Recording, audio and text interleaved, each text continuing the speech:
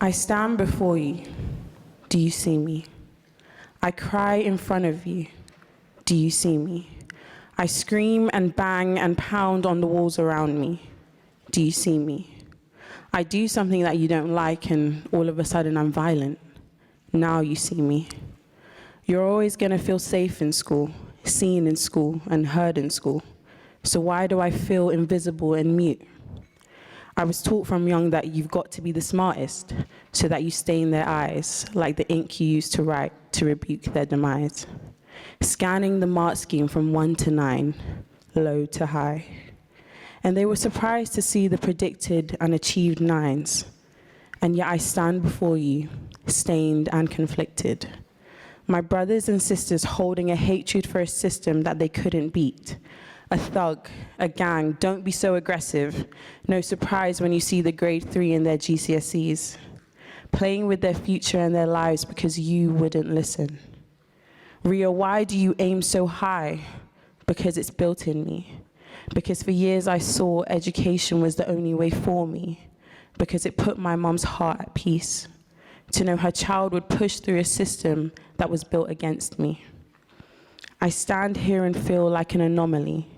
Among my kin with music running through their veins, who felt like in the system their minds weren't safe. To be free, wishing the C in education meant creativity.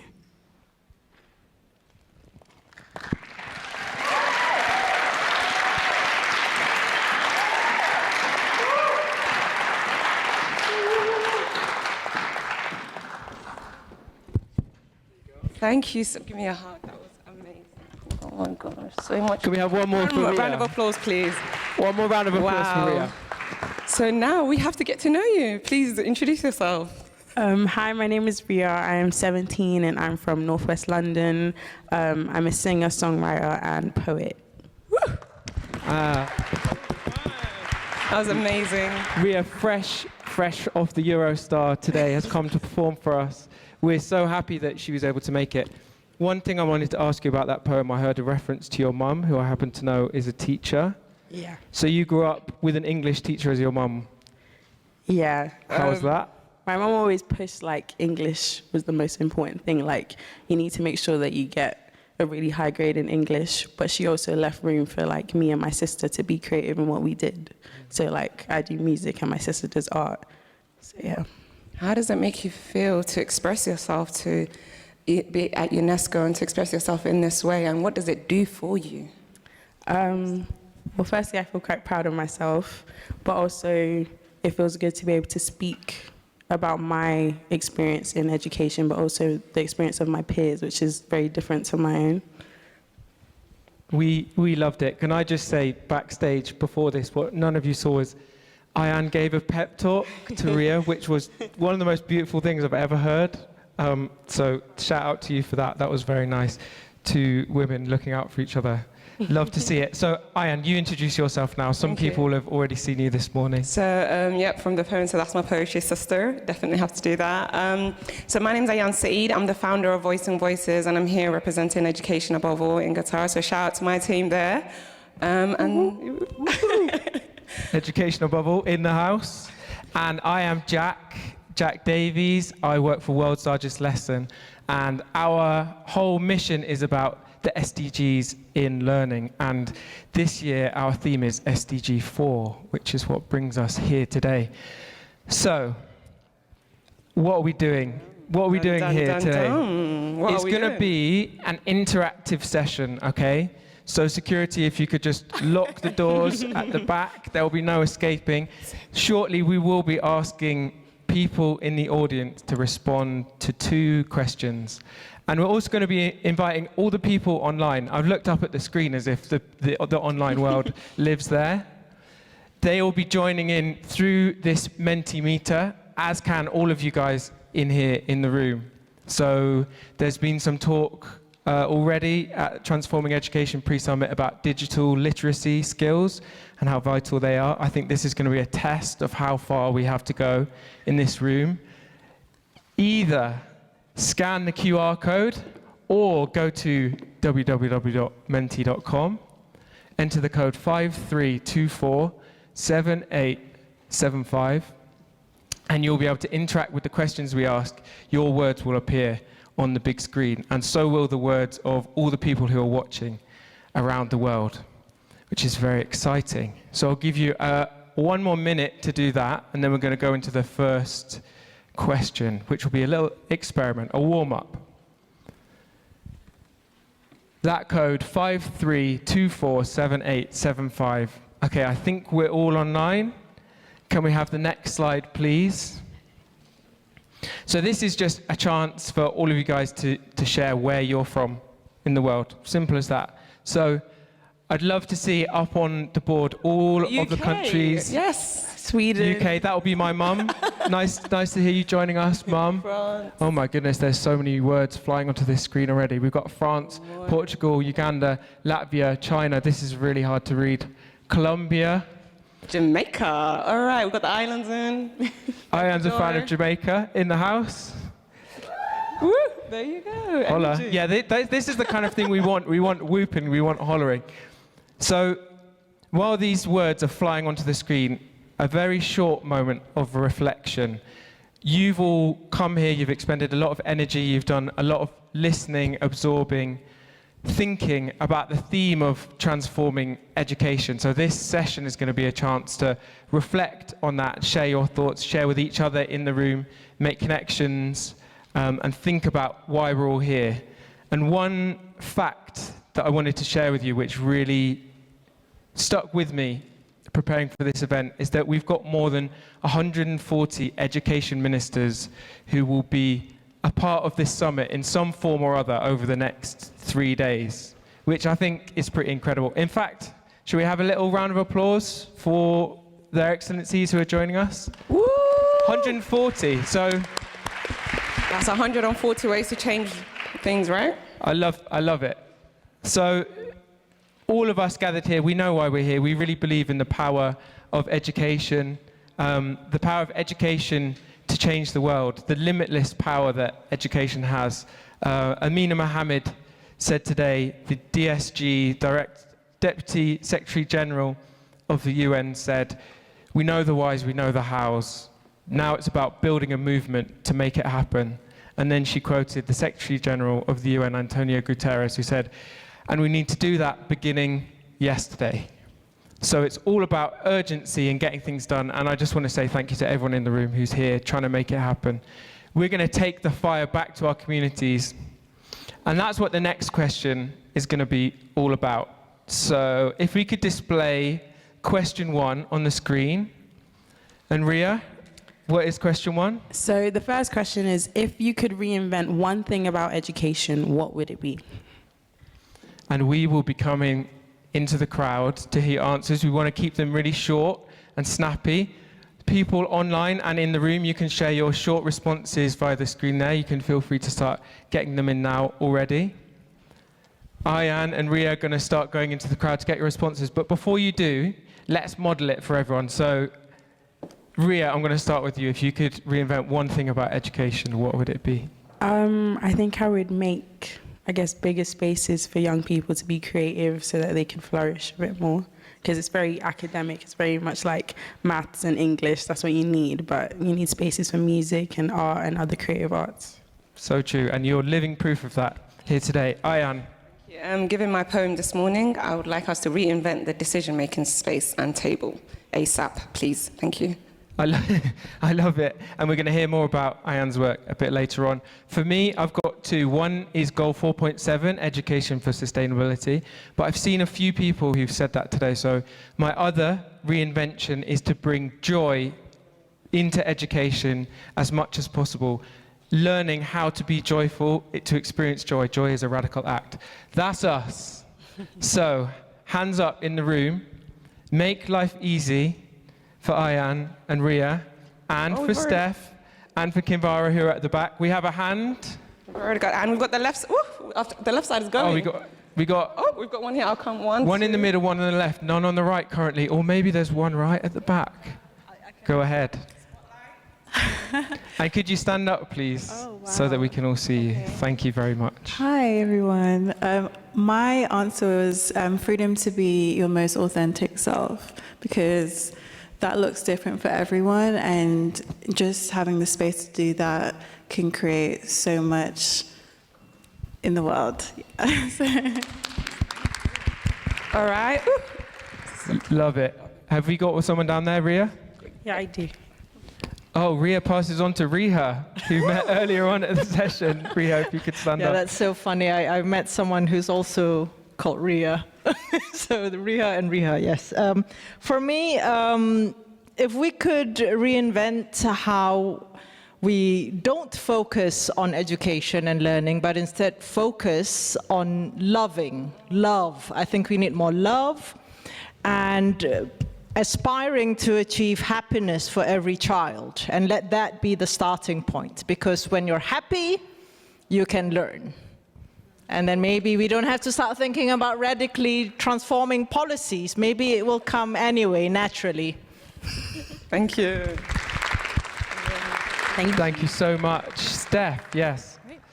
Hi, everyone. Nice to meet you. The thing that I would invent is to be treating children like autonomous human beings rather than things to be molded and shaped how the adults feel that they should be. Wow, I love that one. Another one right on the right side as well. Oh, we've got one at the back, Kimbara. And could you do a quick intro to yourself when you give your questions so we get to know who you are? So, can you hear me? Yes? Yeah, Okay. all good. So, I'm from Portugal. I'm 15 years old. And I think what we could reinvent is actually people's minds. Why? We could just click on a restart button so everyone can think for themselves and have their own ideas, and they hopefully could be more open-minded. And of course, this would make everything way easier, and I don't think education would be an exception. Thank you. Love it. Thank you so much for sharing. Okay, I see some more hands up. Ayan's mic over here. Yeah, over to you. Hello everyone, I'm Hermia. I am a university student from Hong Kong, and one thing I could reinvent, I would like to abolish the exam-based approach, because I have spent so much time afraid that is not the correct answer and assuming there's only one correct answer, and that really limits creativity and also innovation. And I've spent a long time trying to unlearn that, and I don't want the next generation spend as much time as me to unlearn that. Thank you. Thank you so much. Having to unlearn parts of your education. Yes, at the back. Hola, buenas tardes. En este caso creo que... Hello, good afternoon. I think that in this case, we could talk about having really liberating education which promotes children and youth with the spirit of critical thinking and understanding the world and a much broader base of understanding, using criticism and reflection in a framework that has to do with everything concerning inequalities, but to go forward and have big dreams and have a future that's fueled by memory and the history of humanity, and to be able to stride firmly toward that future as the youth of today's humanity. So much. Thank you for sharing. Okay, we've had a lot of this side of the room. Who's ready with a mic over this side? Yes. Hello. Hello, I'm Allegra Menderata. I'm from the US and I'm a 20-year-old university student. I would prioritize physical and mental safety in all schools and make it a non-issue, because there should be no reason school should be an unsafe place. Very well said. We've got Thank you. two more from here. Who said that? I heard a voice. Yes, go ahead. Bien. Hi. Merci à tous. Thank you all. Karim Laurent from the Côte d'Ivoire National Education Council. And for me, transforming education is understanding what people can do to adapt different subjects to their times. Before we go to another person in the crowd, I'd like to just check in with what's happening online. So we've got student governments in education. That's the biggest, so I'm guessing that's been said more than once. Learning through play, one of my favorites as a former play worker. Safe schools, oh, I thought it calmed down, but the internet's come alive again. Creativity and big words, love to see it. Safe schools, emotional intelligence, keep them coming in. I love it when the board is just going wild with people's input. Can we have a hand up? Yes, go ahead. Hi, my name is Sarachana. I'm from the United States of America. I'm 22 years old. I just graduated from university, so I went through the whole system. And something I noticed in my education that lacked very deeply is a lack of climate education. I was not properly educated about climate change, and what's terrifying to me as a young person is that we're facing an existential threat to humanity. And 10 years from now, even actually right now, climate change is one of the biggest threats to our very existence. Yet, for some reason, schools throughout the world and curriculum around the world lacks a proper climate education. And something I hope to see from policies and from schools around the world is proper and holistic climate education, because every single member of society, no matter who you are, a teacher, a doctor, an engineer, an artist, everyone needs to contribute to this movement, and that's something I hope to see in education systems around the world. Thank you so much. Completely agree. Yes, here at the front. Hi. My name is Veda. I come from Spain, and I work in an education NGO called Entre Culturas. And linking to what the previous colleague mentioned, I would reinvent the spaces we learn and open the walls of public schools and any school, linking to local communities and knowledges and making space into the ecosystems and biodiversity that we are as primary learning spaces, and really valuing our eco-dependency and the local knowledges that should also contribute to schools. Thank you. Thank you. Eco-dependency, that's a new word for me. I love it. Yes, over here. Hi, my name's Christopher. I'm a representative of the UN Youth Delegation from Latvia. I wrote down political engagement because I believe that one of the themes of this summit is to get youth on the decision-making table. I think that the logically prior thing to that is actually teaching the youth to take up those opportunities and to make decisions and to take a clear, show them a clear roadmap of how to access bastions of power and then make decisions for themselves. Thanks. Oh, I love it. You're foreshadowing our second question there, so we'll come back to that thought. Yes, we have someone at the back. So many hands, I love to see it. If there is one thing I could reinvent in the modern world for education, is critical thinking, promoting that in schools, allowing people the ability and creative diversity to flourish in schools.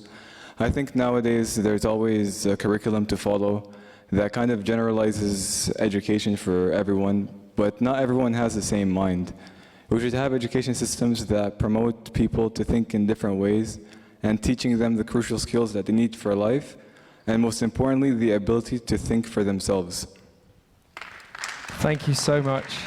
Much appreciated. Yes, in the middle. Hello, I'm Olivier from the Learning Planet. I'm based in Paris and doing a big alliance with UNESCO.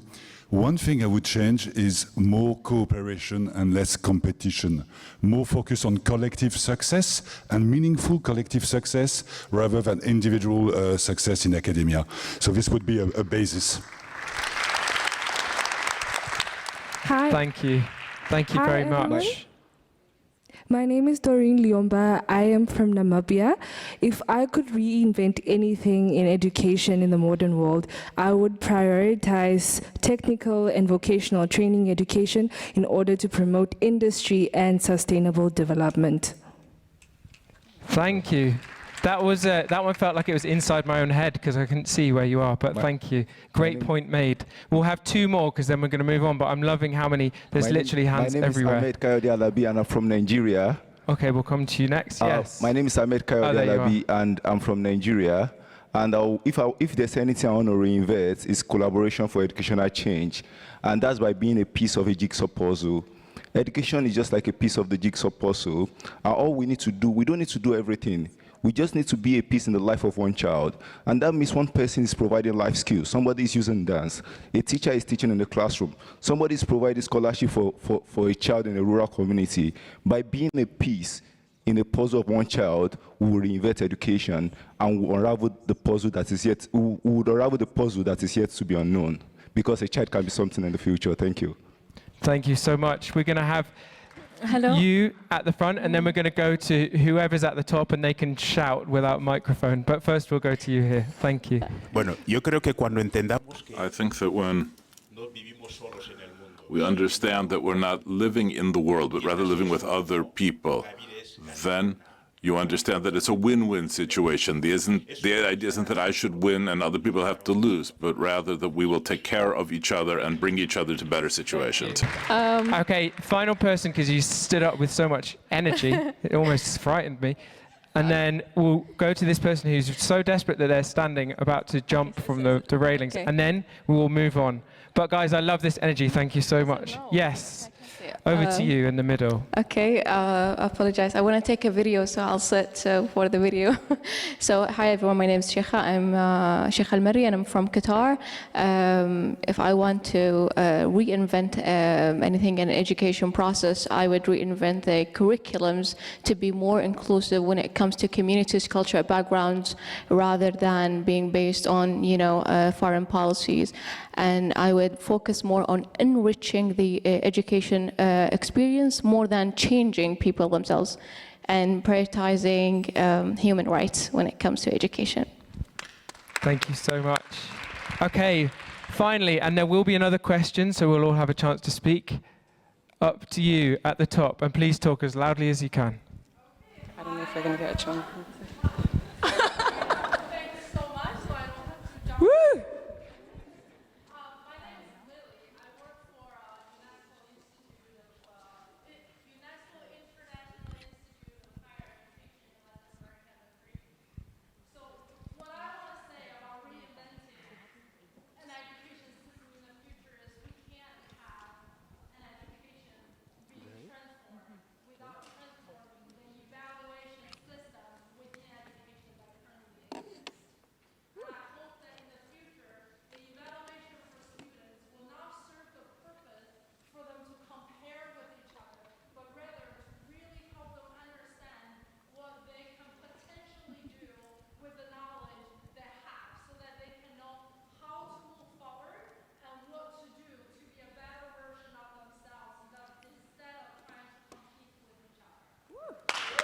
Round of applause.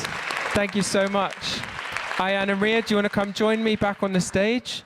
Make your way back to the stage, and then we'll come into our second question. Apologies if the translation was a little bit tricky for the person up there because it wasn't mic'd up, but I'm glad we heard the point. And as Ayan returns, just a few more things that people have been saying online. So teachers, obviously such an important role in the whole thing.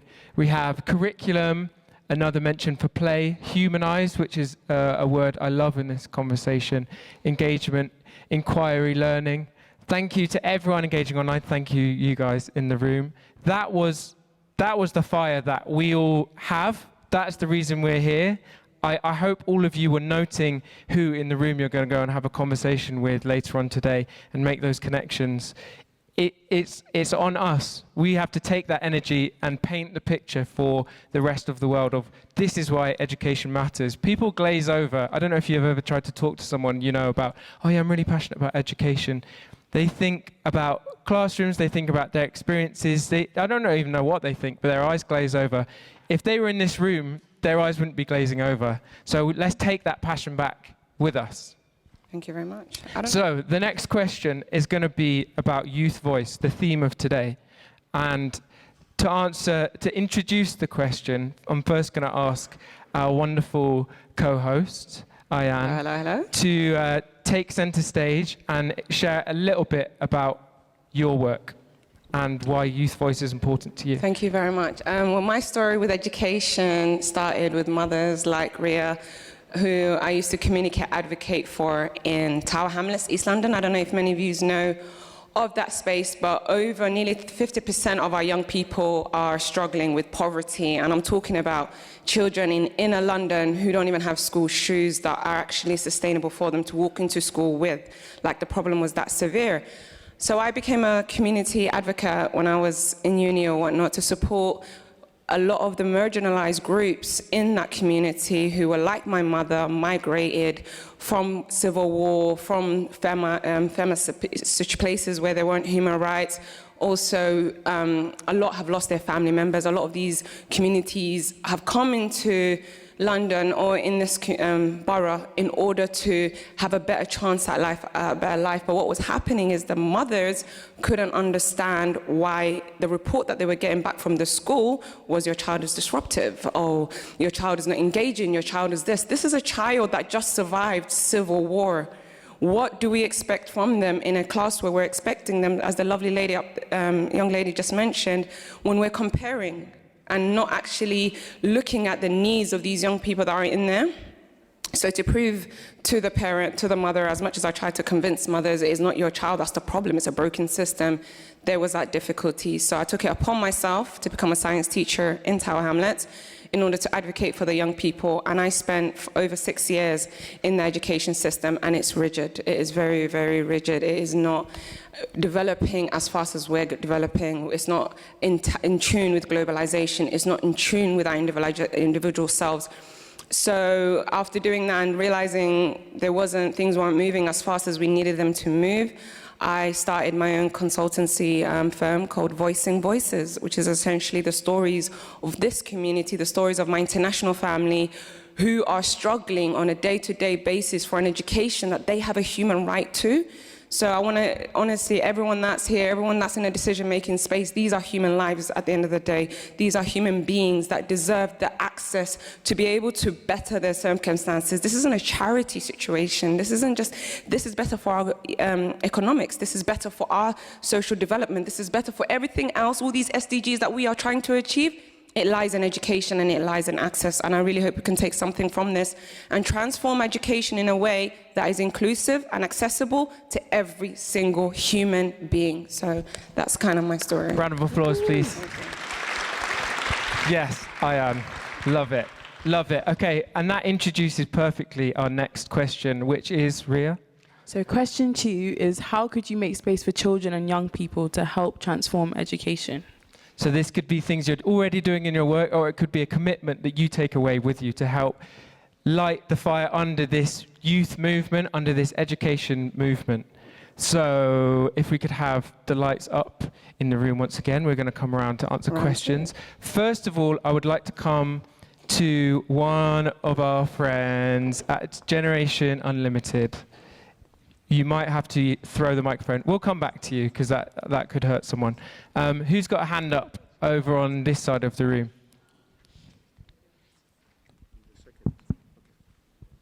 How could you make space for young people? Okay, over to you on this side of the room, yes. And please stand up and give a quick introduction to yourself. Hello, everyone. My name is Precious. I am 24. I am on the Young People Action Team of Generation Unlimited. I also work with the African Union Commission in Addis Ababa, Ethiopia. If you ask me from the top of my head to answer this question, how we can make spaces for children and young people to transform education, what comes to mind quickly is systemizing and institutionalizing in such a way that young people are incorporated into decision-making processes. So for example, I am part of the Young People Action Team of the Generation Unlimited. And what happens is I serve as part of the sounding board of Generation Unlimited. So this means that decisions, program implementation, design of activities that happen in Generation Unlimited has to go through young people. The essence of this is it makes it effective and, very importantly, sustainable. So young people are, well, they are the ones who feel the things that we are discussing. They are the ones who experience the problem. So what better way to implement solutions for young people better than having them involved in the decision-making processes? Completely agree, and that's why we're here right now. Do we have someone here? Yeah. The hands have gone up now. There was a small moment where it looked like everyone was going to be too nervous. Go ahead. No nerves here. Can you hear me? Yes, you can. I'm Johnny from Poland, from Fridays for Future. In my country, we have an advisory youth board to the Ministry of Education, as well to the Ministry of Climate and other ministries. I think it's a great idea to have such a thing in your countries. because then you have a youth advisory board that just advises the minister or the president or the prime minister as well. So then your voice is just directly shared with the person in power. Thank you very much. Talking from experience, do we have someone over this side? Yes. Yes, go ahead. Mi nombre es Nick Oneto. My name is Nick Oneto. I'm from Venezuela. To begin with, I would like to speak about the role that youth will be playing over the coming years in our world. The main challenge that we young people today are facing is building bridges, break down barriers, so that we can have bridges of communication that are permanent, that will enable us, young people, that are in the process of learning, generating spaces for things like South-South cooperation, for example. Latin America, Africa, Southeast Asia should intensify their cooperation. Standing together, we can break down the barriers of inequality, of underdevelopment, and educational lagging behind. Because it's up to us, or we will be the ones who are going to be facing these challenges that affect all countries, but especially those in our situation. Now, student associations should have a lively presence in the private spaces in our countries, but we've created 2 federations in Venezuela for middle education and one for university education. And what this means is that students in Southeast Asia, for example, could liaise with Latin American students, and if we were to work together like this, we'd be much more successful. Cooperation through dialogue. This is politics, a policy with a capital P, and this is what will enable young people to transform education and thereby to change the world and make it a better place. Passion, yes, over here. Good day, Christina Williams from Jamaica. Hi. So I noted the question, how could you make space for children and young people? But I would like to challenge our organizers today, especially as we go into the New York Summit, that we need to talk about how can you make space for children, young people, and students. We cannot talk about education and don't specify students, because student activism and student movements is a very integral, essential, indispensable part of the process, and it's a little bit different than a generalization of young people. Let me give you an example of that. We need elected student representatives in our schools. We talk about decision making and we talk about having different youth groups. That is great and we applaud that. And as a young person who sits on different youth advisory boards, I applaud that part of it. But as a president of students from my country, I see the difference and why it's important. In Jamaica, we actually legislate that there must be an elected student on each school board in our country, which means that despite political will or lack thereof, despite the existence or absence of a youth advisory board, you must have a student there. And why is a student important? Because the student experiences that education in a more hands-on way.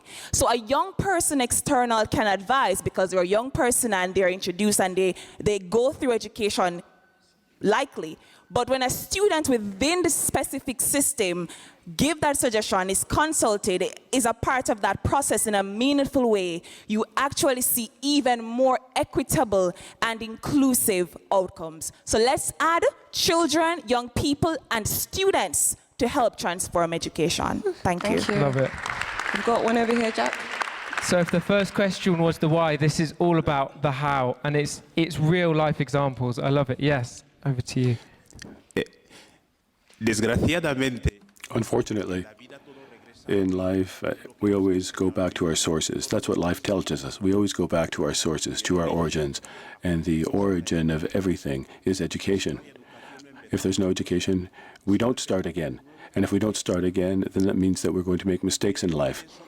I think that the question that we see up on the screen is how to educate children as a point of origin, but not just mathematics, chemistry, and physics, but in the original thing, that we're not alone in life. We are all together in this. And if everybody else wins, then I'm going to win. And that they don't see the world as that for me to win, everybody else has to lose. Today, unfortunately, teacher is like the engine in a truck. And for the steering wheel to work, the engine has to do all the work. So everything that you do in the car is driven by the engine. But what are we focusing more on, the body or the engine? And if you look at the role of teachers in the world, we have to go back to the origins, teaching our children, and not just mathematics, language skills, etc., but to teach them that they're not alone. Going back to that point of origins will bear fruit later on. We are all here because a teacher one day taught somebody how to invent a microphone, use electricity, etc. So we have to go back to the origins because that is what life teaches us time and again. Thank you. I know there have been 3 people with their hands up really since the very start at the back of the room. So after you, we'll go to one of these guys at the back. And we'll do, yes, over to you. And we'll do some quick answers now so we can get a few more people in before the final section. Over to you. Good afternoon, everyone. My name is Samuel Haynes. I'm the youth representative from Guyana, and I must thank the UNESCO for this opportunity to speak. To answer your question, you asked how could we make space for children and young people to help transform education. For this, I believe that first, we need to reinvent the way that the mind perceives the entire holistic process of education. We can speak about achieving all of our SDG 4 goals, but if our young people are not motivated to get out there and join electoral bodies like student governments, there's no way that this can be done. So I believe that this encompasses helping the students and teachers to enjoy education. This means that they should be feeling safe, they should have opportunities to use their motivational talents, across all disciplines, and to be exposed to forums and workshops that truly appreciate all of their talents. And there should also be adequate compensation for teachers. Thank you very much for this opportunity. Thank you. Thank you.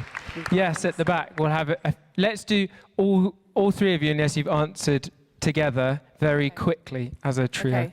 So, I'm sorry for taking everyone's place to speak right now, but we just get 2 questions, so I'm really excited.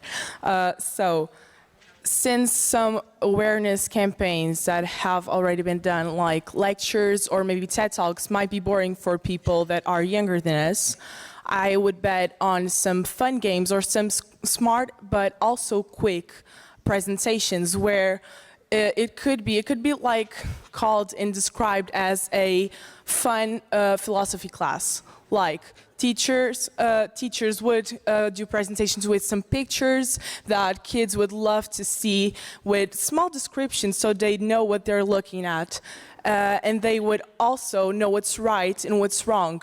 So they get that perception, even though they get their minds already fulfilled at home by their parents, because everything that we think gets filtered, of course. This, not just in terms of equity, but also in empathy, because that's one of the most crucial things that makes us human beings. Thank you. Thank you so much. And I'm really sorry, everyone, but I'm going to have to wrap up the questions. So these conversations will have to continue after this session in the evening here around the building. We have no more time to take answers from the floor because we have to talk about the one way that you can all bring children and young people's voices to the floor, a tool that we would like to share with you today. So yeah, if you, Ayan and Ria, could come back and join me on the stage. Thank you all in the room. Thank you everyone online, and we'll find a way to share this on social media. Our social media is @TheWorldsLesson, so that you can see all of the things that have been added. So, to close today, you've all had a moment in this incredible forum with people from all over the world to raise your voice, say what you think. We can take this energy into the future with us. And we, at the World's Largest Lesson, in partnership with UNICEF, UNESCO, NetApp, and many others, many of you who are in this room and others around the world, have developed a tool because we want to keep this conversation going, and we want to create a platform for children and young people in education to raise their voice. So, if we go over to the next slide, this is the Transforming Education Survey. It's the first ever fully playable survey on education, designed from children's perspectives so that they can, in a short amount of time, play a survey, answer some questions, flick, tap, slide, all of those kind of app moves, not to sound too much like a boomer.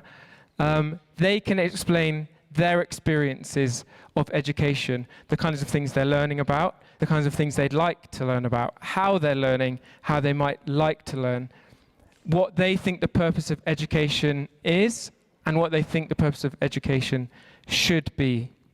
So we've developed this with thanks to Playverto, who I know Mike Sunny from Playverto is here, whoop whoop, big up to you, as a free tool that we want everyone to use. It's fully global, it's playable online, you can just share the link with a young person in your life, you can post it on social media, you can use it with a lesson plan in the classroom, you can set it as homework, you can put it on the radio, talk about it on TV. We want to share it with the world. You can use it offline as a completely digital free paper version. We want to create a huge data set, a huge amount of information about what children from the ages of 10 upwards, children and young people experiencing education, are feeling right now, so that they can feel what you guys have felt, like they have been heard. A new generation which has never been asked, they're being asked for the first time what their experience of education is, and it's our job to then take it into the world, use that mandate to help transform education. But don't take my word for it. Next slide, please. You'll see on the screen a QR code and a website. You can go onto the survey right now, play it. You'll be some of the first people in the world ever to play the survey. You can see what it's all about. And we would love to connect with you guys to help share it around the world. So we are the world's largest lesson. For the Transforming Education Summit, we live over at the red SDG 4 sticky notes wall, so you can find us there. You also have Kinvara, the lovely Kinvara with the microphones, email, and you can find us at the world's largest lesson. So that was the plug for the Transforming Education Survey. All that's left is to do, I think what we do is a kind of applause ripple, and I'll thank everyone while you all applaud. So first of all, I thank you to Ria, who came and performed for us today. Big up, big up. Woo, woo, woo. And thank you to Ayan as well, our co-presenter, the wonderful Ayan. I thank you to the organisers, festival organisers, keeps the applause going, ripple, ripple, ripple, ripple. A massive thank you to the translators who've been in your ears, and most of all, thank you to all of you in the room and online, wherever you are. Thank you, and enjoy the rest of your day.